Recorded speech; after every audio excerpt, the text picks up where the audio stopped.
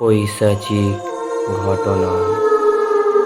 এখানে গল্প নয়, ঘটনা শোনানো হয়। হ্যালো এভরিওয়ান, শুনছেন পৈশাচিক ঘটনা উইথ অঙ্কন। নমস্কার, সবাইকে স্বাগত জানাই পৈশাচিক ঘটনা এপিসোড 2। আজকে যিনি ঘটনা পাঠিয়েছেন তিনার বাড়ি বাংলাদেশে, বিশেষ কারণে নামটি গোপনে রাখা হয়েছে। তো ঘটনায় আসা যাক। ঘটনা একটি বাচ্চাকে কেন্দ্র করে। যিনি ঘটনা পাঠিয়েছে তার বাড়ির চারপাশের বর্ণনাটা দেওয়া যাক। বাড়ির দুই পাশে দুটো পুকুর। সামনের পুকুরে প্রায় জল নেই বললেই চলে। আর সামনের পুকুরের পেছনে একটি কলা বাগান, তার পেছনে লঙ্কার বাগান রয়েছে।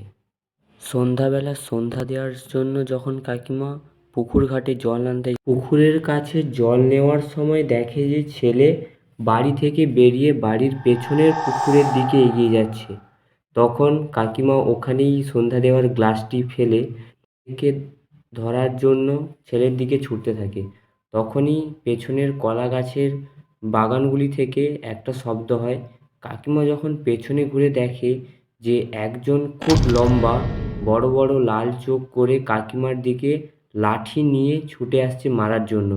এটা দেখে কাকিমা ভয় পেয়ে যায় এবং তাড়াতাড়ি তার ছেলেকে নিয়ে বাড়িতে ঢুকে দরজা বন্ধ করে দেয়। রাতে তার স্বামী এলে কিছু বলে না।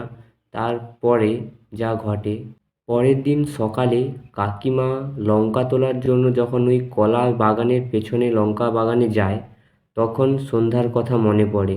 তাই তার ছেলেকে নেওয়ার জন্য ছুটতে ছুটতে বাড়িতে আসে। যখন বাড়িতে এসে দেখে যে ছেলে বাড়িতে নেই, তখন পুকুরের কাছে গিয়ে দেখে যে প্রথম পুকুরে যেখানে জল একদমই নেই, সেখানে তার ছেলে শুধুমাত্র তার মুখটা জলে ডুবিয়ে রেখেছে, আর কোনো শরীরের কোনো অংশ জলে ডোবায়নি। তখন কাকিমা ছেলেকে তুলে আনে আর দেখে যে কোনো ধারালো জিনিস বা নখ দিয়ে ছেলের মুখকে খুবলে খাওয়া হয়েছে। এটা দেখে কাকিমা ওখানেই অজ্ঞান হয়। কিছুক্ষণ পরে বাড়িতে সব লোকজন এলে কাকিমাকে জল দেয়, অজ্ঞান ভাঙায়। আর কিছুক্ষণের পর কাকিমা সব কিছু বলে।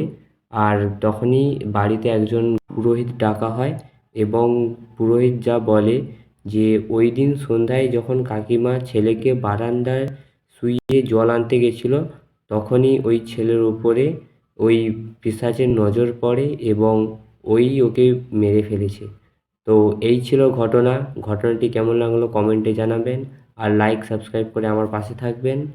তো ইনি যেভাবে ঘটনা পাঠিয়েছেন ঠিক তেমনই আপনারাও আমাকে ঘটনা পাঠান, আমার পাশে থাকুন। তো আমাকে ঘটনা পাঠাতে হলে মেল করুন পৈশাচিক ঘটনা@gmail.com-এ। ধন্যবাদ।